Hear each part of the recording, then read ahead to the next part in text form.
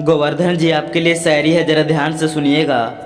तो चलिए गोवर्धन जी आपके लिए शायरी स्टार्ट करते हैं। नींद भरी आँखों को ज़रा धीरे धीरे खोलो। गोवर्धन जी नींद भरी आँखों को ज़रा धीरे धीरे खोलो। इस प्यारी सी सुबह की कमी अपनी पलकों में ज़रा ढोलो। हमने तो आपको बोल दिया है गुड मॉर्निंग, अब आपकी बारी है, हमें भी गुड मॉर्निंग बोल दो।